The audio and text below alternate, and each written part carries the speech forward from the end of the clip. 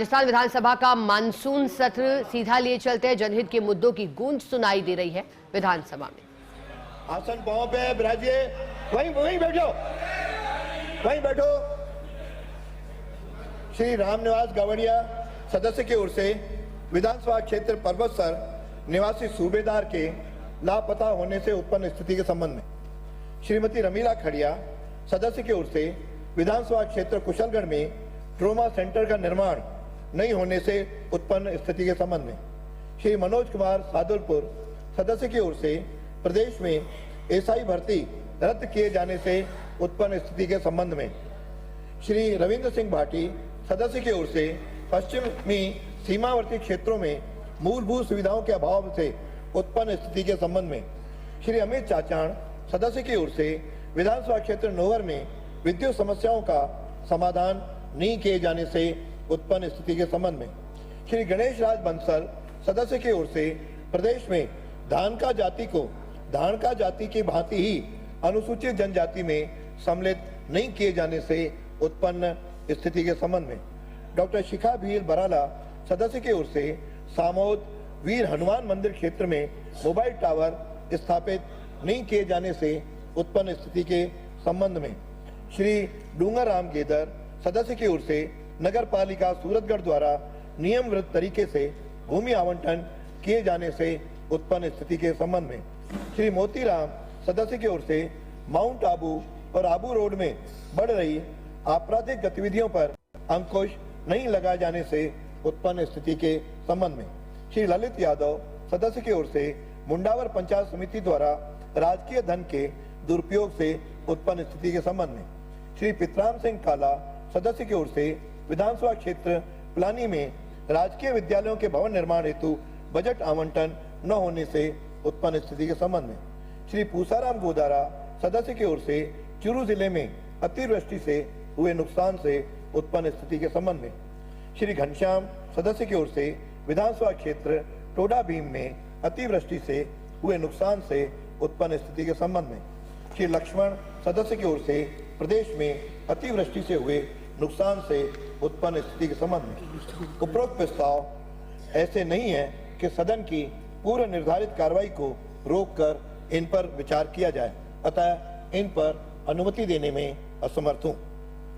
श्री पुष्करलाल डांगी सदस्य की ओर से डबोक थाना क्षेत्र में 8 वर्षीय बालिका के साथ दुष्कर्म से उत्पन्न स्थिति के संबंध में श्री मनोज कुमार सुजानगढ़ सदस्य की ओर से गत दिनों अतिवृष्टि से सुजानगढ़ शहर में हुए नुकसान एवं जल भराव से उत्पन्न स्थिति के संबंध में श्री सुरेश गुर्जर सदस्य की ओर से झालावाड़ जिले के पिपलोदी गांव में राजकीय विद्यालय की छत गिरने से उत्पन्न स्थिति के संबंध में श्री थावरचंद सदस्य की ओर से धरियावाद उदयपुर मार्ग पर वाकली पुलिया से मायदा घाट सेक्शन तक होने वाली दुर्घटनाओं से उत्पन्न स्थिति के संबंध में अभी तक आप बिल एक सेकंड स्मार्ट मीटर से अभी तक आप बिल हमारे से पहले 2 महीने में चुकवाते थे। जो नॉर्मल मीटर का बिल था पहले हम 2 महीने में चुकाते थे, अब अब आपने कर दिया 1 महीने में जनता को बिल चुकाना है इलेक्ट्रिसिटी का। क्या ये है ही नहीं स्मार्ट मीटर में जो आपके भारत सरकार की थोपी हुई योजना है स्मार्ट मीटर की, आपने हमारा पैसा रोका। क्या आप एडवांस पैसा लेंगे पब्लिक से? और दूसरी चीज जो CEW है, council of electricity and environment and water, उसमें जो 33% उनने एडवांस में जो पैसा दिया लोगों ने, उनकी लाइटें आपने काट दी। ये ऑल ओवर इंडिया का सर्वे है, आपकी स्टेट का नहीं है। ये CEW का सर्वे है जो ये कहता है कि 33% एडवांस वालों के मीटर कट नहीं। अरे प्रश्न पूछे, ये प्रश्न हो गया। माननीय अध्यक्ष महोदय को बोलने दो भाई। TN संख्या 95 से हमने 16/8/2024 को एक 16/8/2000 को 96 का 16/8/2000 को 97 का कार्यादेश और ये 9 जीनस को 9 टेंडर जारी हुए हैं, उसमें 27/8 को 58 नंबर TN, 27/8 को 59 नंबर TN और 60 नंबर TN 27/8 को, और हमारा ये जोधपुर डिस्कॉम में TN नंबर 32, 33, 34, 20/8 को जारी किए गए हैं। ये इनकी जारी करने की तारीख है। हो गए 2024 यानी आपके समय में किए ना। और ये ब्लैक लिस्ट कब हो गई थी वो बता दो। माननीय मैं बता देता हूँ। नेता प्रतिपक्ष माननीय अध्यक्ष महोदय, भारत सरकार ने RDSS के कार्यों के लिए रूरल इलेक्ट्रिफिकेशन कारपोरेशन REC को नोडल एजेंसी के रूप में नामित किया हुआ है। REC ने स्टैंडर्ड बिडिंग डॉक्यूमेंट्स के अनुसार निविदा प्रस्तुत करने की तिथि को बोलीदाता फर्म ब्लैक लिस्टेड नहीं होनी चाहिए थी।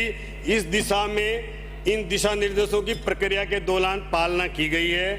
राजस्थान डिस्कॉम ने 10 मार्च 2023 को हुई 80वीं डिस्कॉम की कोऑर्डिनेशन फोरम में की बैठक में निर्णय के आधार पर 13 मार्च 2023 को संशोधन किया कि किसी भी निविदा प्रक्रिया में वही फर्म भाग ले सकेगी जो बिड प्रस्तुत करते समय किसी भी राज्य में भारतीय दंड संहिता, भारतीय न्याय संहिता, IPC के अंतर्गत किसी अपराध अथवा भ्रष्टाचार अथवा निवारण अधिनियम ICSCT 1988 के तहत किसी मामले में दोष सिद्ध नहीं हुई हो एवं राजस्थान डिस्कॉम में ब्लैक लिस्टेड नहीं हो। और इसके बाद IEC ने 22 जून 2023 को निविदा स्टैंडर्ड बिडिंग डॉक्यूमेंट की शर्तों में बदलाव किया, जिसके अंतर्गत राजस्थान डिस्कॉम ने 6 नवंबर 2023 को द्वितीय संशोधन किया, जिसके अंदर कोई भी फर्म जो कि राजस्थान सरकार के किसी मंत्रालय, विभाग, संस्था से ब्लैक लिस्टेड है तो वो निविदा प्रक्रिया में भाग नहीं ले पाएगी। इसलिए ये गोवा में ब्लैक लिस्टेड थी, राजस्थान में नहीं थी। इसका संशोधन आपकी सरकार में डिस्कॉम ने किया था, ये उसी को लागू है, ये हमारी कोई जिम्मेदारी नहीं है। अगला प्रश्न है। बिजली आने से पहले इस मीटर में करंट आ जाता है। माननीय मंत्री जी, आपने सारे जवाब दिए हैं।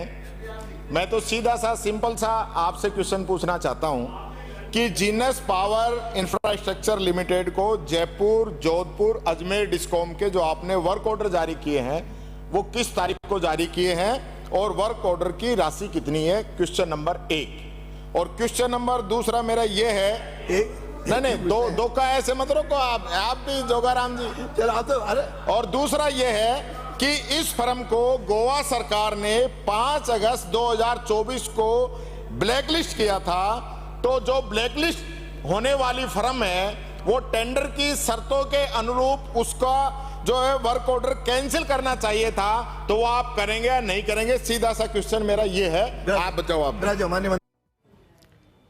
राजस्थान विधानसभा की कार्रवाई प्रश्नकाल की समाप्त हुई है और देखा किस तरह से हंगामे की स्थितियां बनी। हमारे साथ एसोसिएट एडिटर ऐश्वर्य प्रधान जुड़े हुए हैं, उनका रुख करेंगे। ऐश्वर्य, आज का दिन चर्चाओं में था। शुरुआत से पहले पैदल मार्च कर विरोध और फिर सत्र के दौरान हंगामे की स्थिति बताइएगा। स्मार्ट मीटर प्रकरण पूरा कैसा था, किस तरह से घेरते हुए दिखाई दिए सत्ता पक्ष को विपक्षी नेता? देखिए, ये जो इसके बाद भी एक चीज बोली है हीरालाल नागर ने, वो भी बड़ा महत्वपूर्ण है। यदि हीरालाल नागर को सुन रहे हो सारे लोग, तो जो हमने टीवी पर दिखाया है इसमें यही चीज है। इसमें एक लाइन की सबसे बड़ी बात यह है कि रोहित बोहरा ने एक प्रश्न पूछा। उनका सवाल ये था कि क्या पंचायत और निकाय चुनाव की वजह से स्मार्ट मीटरों को लगाना बंद किया गया है? तो उसका जवाब हीरालाल नागर ने, जो जवाब वो चाह रहे थे, यही जवाब न देकर पूरी डिटेल बताई। हीरालाल नागर ने कहा कि जिन स्मार्ट मीटर पर आप ये सब कुछ बोल रहे हो, वो स्मार्ट मीटर आपकी ही सरकार ने, मंत्रिमंडल ने उस योजना को लागू किया था। उसके बाद भारत सरकार का हवाला दिया गया कि भारत सरकार की तरफ से ये आपको थोपी गई है, ये विपक्ष की ओर से कहा गया। तो मंत्री ने जवाब दिया कि भारत सरकार की ओर से नहीं, ये तो आप, भारत सरकार ने बाध्यता नहीं रखी थी, राज्यों के ऊपर यह निर्णय छोड़ा था। जब राज्यों के ऊपर यह निर्णय छोड़ा तो ऐसे में आपकी ही सरकार ने उसे हरी झंडी दे दी थी। तो इस बात को लेकर बस वाद विवाद होता रहा, दोनों पक्षों में हंगामा होता रहा और विपक्ष ने नारेबाजी की, हंगामा किया और विपक्ष ने बहिर्गमन भी किया। विपक्ष ने दो टूक बात कही कि स्मार्ट मीटर योजना को वापस लो, और यही नारा लगाते हुए सदन में हंगामा किया। और सत्ता पक्ष और विपक्ष में जमकर हंगामा हुआ, शोर शराबा हुआ। जोगाराम पटेल ने भी अपनी बात इस दौरान कही। जोगाराम पटेल की बात को लेकर टीकाराम जूली भी भड़क गए और उन्होंने नाराजगी जाहिर की। बिल्कुल ऐश्वर्या जी, और अब पूरा जिस तरह से प्रकरण आपने समझाया भी कि किस वजह से वाद विवाद की स्थितियां बनी थी और फिर बहिर्गमन किया गया। बहुत शुक्रिया आपका साथ जुड़ने के लिए, जानकारी के लिए। 16वीं राजस्थान विधानसभा का मानसून सत्र, जनहित के मुद्दों की गूंज सुनाई दी और पूरा वाकया क्या रहा हमारे एसोसिएट एडिटर ने जुड़कर समझाया भी। एक बार पुनः आपको समझा देते हैं। स्मार्ट मीटर का जो फैसला था उसे वापस लेने की मांग की गई। एक दूसरे पर वाद और विवाद और आरोप का सिलसिला चलता रहा। ज्यादा जानकारी लेंगे, पॉलिटिकल एडिटर योगेश शर्मा हमारे साथ जुड़ गए। योगेश जी, स्मार्ट मीटर को लेकर के काफी गर्मा गर्म माहौल दिखाई दिया, विधानसभा के भीतर बहिर्गमन भी किया गया। कैसे आप पूरा देख रहे हैं स्थिति को, और आगे भी क्या मानसून सत्र के दौरान हंगामे की स्थितियां बनती हुई दिखाई देंगी? देखिए, वाकई में आज सदन में तकरीबन 25 मिनट तक तो केवल स्मार्ट मीटर के मुद्दे पर प्रश्नकाल में हंगामा देखने को मिला। स्मार्ट मीटर का मुद्दा था। प्रदेश कांग्रेस के अध्यक्ष और विधायक गोविंद डोटासरा ने सवाल लगाया था। उनके अनुपस्थिति में कांग्रेस पार्टी के विधायक रोहित बोरा ने सवाल पूछा और टेक्निकली ऊर्जा मंत्री हीरालाल नागर को घेरने की कोशिश की। स्मार्ट मीटर का मुद्दा, उससे जुड़े टेंडर को लेकर दागी कंपनी को का मसला, ये तमाम मुद्दे रोहित बोरा ने उठाए। हीरालाल नागर ने उन तमाम सवालों के जवाब दिए। इस दौरान नेता प्रतिपक्ष टीकाराम जूली ने बहुत ही गंभीर आरोप सरकार पर लगाए, डिस्कॉम पर लगाए, टेंडर में घोटाले के आरोप तक जड़ दी। और इसके बाद जब हंगामा बढ़ा तो कांग्रेस पार्टी के विधायक वेल में आ गए और वेल में आकर और स्मार्ट मीटर को वापस लेने की मांग कर डाली। इस मुद्दे पर सदन में जोरदार हंगामा हुआ। हंगामा के साथ ही कांग्रेस पार्टी के विधायकों ने मंत्री के इस्तीफे की मांग तक कर दी, नारेबाजी की। और इसके बाद कांग्रेस पार्टी ने ठीक प्रश्नकाल समाप्त होने से कुछ देर पहले वॉकआउट कर दिया। और कहा जा सकता है कि इस पूरे मामले को लेकर सदन में प्रश्नकाल की तकरीबन 25 मिनट तक सदन में इस मुद्दे पर हंगामा चला। इन 20 मिनट के अंदर मंत्री हीरालाल नागर तमाम सवालों के जवाब भी देते हुए नजर आए और तेज आवाज में उन्होंने अपने सरकार का पक्ष पुरजोर तरीके से रखा और ये बताया कि जो कुछ घटित हुआ है और जो कुछ ऑर्डर हुए हैं वो पिछली कांग्रेस राज में हुए थे। कांग्रेस राज में स्मार्ट मीटर को लेकर जो आदेश पारित किए गए थे, जो फैसले हुए थे सरकार के, उस दौरान उसकी प्रति भी उन्होंने सदन में लहराई। इस पूरे मामले पर सदन में काफी तीखी बहस मंत्री और नेता प्रतिपक्ष के बीच में देखने में। उसके बाद कांग्रेस का हरावल दस्ता धीरे धीरे करके वेल में आ गया। मनीष यादव, विकास चौधरी और तमाम जो युवा विधायक हैं कांग्रेस पार्टी के, उन्होंने आके सदन में जमकर नारेबाजी शुरू कर दी। और बाद में हरीश चौधरी और लीडर ऑपोजिशन की टीकाराम जूली के बीच में बातचीत हुई। रामकृष्ण मीणा और तमाम प्रमुख कांग्रेस पार्टी के विधायकों ने वॉकआउट कर दिया। इस दौरान स्पीकर ने काफी मौका भी दिया विपक्ष को बोलने का और इस पूरे मुद्दे पर यहाँ तक भी स्पीकर देवधर ने कहा कि वे चर्चा की मांग भी कर सकते हैं तो विपक्ष आए तो, लेकिन सदन को सुचारू चलने दें, सदन में हंगामा नहीं बढ़ पाए और सदन को सुचारू चलने दें। बहरहाल इस पूरे मामले को लेकर सदन में काफी लंबी बहस पक्ष और विपक्ष भी देखने को मिली। पक्ष की ओर से भी मंत्री अविनाश गहलोत और सत्ता पक्ष के विधायकों के बीच बहस देखने को मिली। मंत्री सुमित गुजारा, संसदीय कार्य मंत्री जोराराम पटेल, तमाम प्रमुख लीडर्स जो है सत्ता पक्ष से, वो अपने मंत्री के बचाव में नजर आए। जी ठीक है योगेश जी, आपका बहुत शुक्रिया साथ जुड़ने के लिए, जानकारी के लिए। और उसके बाद फिर आरडीएसएस योजना में भी पूर्ववर्ती सरकार ने मंत्रिमंडल से 21 मार्च 2022 को अनुमोदन करवाया और उसके बाद ये स्मार्ट मीटर की योजना को इन्होंने आरडीएसएस योजना में सम्मिलित करते हुए अपने मंत्रिमंडल से जो मेमो जारी करवाया, उसके आधार पर ये योजना चालू हुई है और उसका टेंडर प्रक्रिया प्रारंभ हुई है। मैं आप सबको के माध्यम से बताना चाहूँगा कि जिस तरह से विद्युत मंत्रालय द्वारा परिचालन निर्देश जारी किए गए वो 27 जुलाई 2021 को किए गए। राजस्थान सरकार के मंत्रिमंडल द्वारा जो कार्य योजना अनुमोदन की एवं स्वीकृत की गई वो 21 मार्च 2022 को की गई। स्मार्ट मीटर के लिए DPR अनुमोदन जो तीनों डिस्कॉम के द्वारा की गई वो 28 मार्च 2022 को की गई। REC द्वारा बोली दस्तावेज किया गया वो 20 अगस्त 2022 को किया गया। डिस्कॉम में अध्यक्ष द्वारा स्मार्ट मीटरों के लिए निविदाएं आमंत्रित करने हेतु मंजूरी 6 जनवरी 2023 को की गई। निविदाएं आमंत्रित करने की दिनांक 16 जनवरी है और ये इस तरह की पूरी प्रक्रिया कांग्रेस के समय में प्रारंभ की गई है। ये प्रक्रिया इन्होंने प्रारंभ करी और यही आज उसको योजना को स्वीकार किया इन्होंने। और अब आज ये हमारे ऊपर आरोप लगाते हैं कि स्मार्ट मीटर क्यों लगाए जा रहे हैं। मैं आपके माध्यम से इनको बताना चाहूँगा कि स्मार्ट मीटर की योजना इनके द्वारा शुरू करके और इन्होंने ही प्रारंभ किया। हमने केवल इनके द्वारा जो 10 टेंडर आमंत्रित किए गए थे उनकी शर्तों में भी बदलाव नहीं किया गया।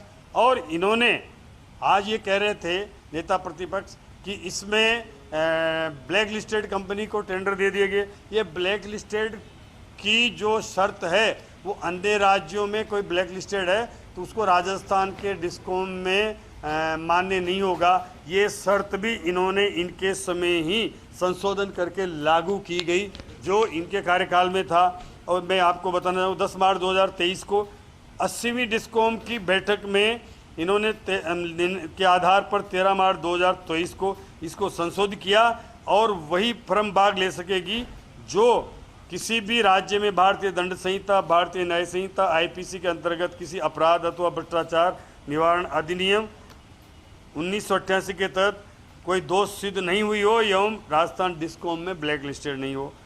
ये इनकी शर्तों को इन्होंने परिवर्तन करके जोड़ा जिसके आधार पर टेंडर हुआ। जिस गोवा में सरकार के द्वारा टेंडर को ब्लैक लिस्टेड करने की ये बात करते हैं, गोवा सरकार ने 5024 को मैसर जीनस पावर इंफ्रास्ट्रक्चर जो हमारे यहाँ जिस फर्म का ये टेंडर है उसकी एक कंपनी नहीं है बल्कि ये जीनस की ही एक सब्सिडरी कंपनी है, उसने वहाँ वो ब्लैक लिस्टेड हुई थी। लेकिन न्यायालय के आदेश के बाद 24 सितंबर 2024 को निर्णय के बाद 3 अक्टूबर 2024 को ये वापस आदेश भी गोवा सरकार ने ले लिया और इसका ब्लैक लिस्टेड का भी जो किया था उसको भी समाप्त कर दिया। इसलिए क्योंकि वो ब्लैक लिस्टेड समाप्त नहीं होता फिर भी वो यहाँ पर टेंडर के लिए एलिजिबल थी वो फर्म, इसलिए हमने किसी प्रकार के हमारे समय कोई अनियमितता नहीं हुई। हाँ, लेकिन आज जो स्मार्ट मीटर लग रहे हैं उनमें भी अभी ये कह रहे थे कि भाई पहले आपने सरकारी विभागों में लगाने का प्रयास किया है और जनता के रोक दिए, ऐसा कुछ नहीं हुआ है।